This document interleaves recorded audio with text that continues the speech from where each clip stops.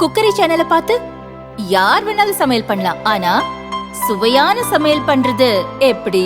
நான் இதயம் நல்லெண்ணெயில சமையல் பண்றேன். ஆஹா ஓஹோன்னு பாராட்டுறாங்க.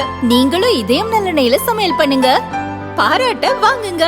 தினம் தோறும் வாங்குவே இதயம்.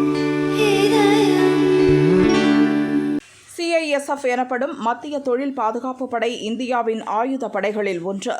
இந்தியாவின் முக்கிய தொழில் நிலையங்களை பாதுகாக்க அமைக்கப்பட்ட துணை இராணுவ படையாகும். 1969 2800 வீரர்களுடன் இந்த படைப்பிரிவு உருவாக்கப்பட்டது. முக்கியமான அரசு மற்றும் தொழில்துறை நிறுவனங்களை பாதுகாக்கும் பணியை செய்கிறது.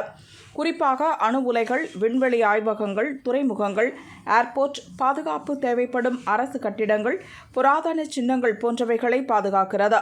தலைமைச் செயலகம் டெல்லியில் உள்ளது. மத்திய உள்துறை அமைச்சகத்தின் கீழ் இயங்குகிறது.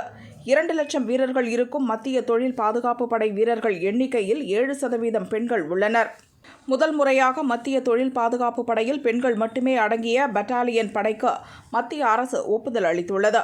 இனி ஏர்போர்ட், மெட்ரோ ரயில் நிலையங்களை பாதுகாக்கும் பொறுப்பை புதிதாக உருவாக்கப்படும் பெண்கள் படை ஏற்கும் என மத்திய உள்துறை அமைச்சர் அமித்ஷா கூறியுள்ளார்.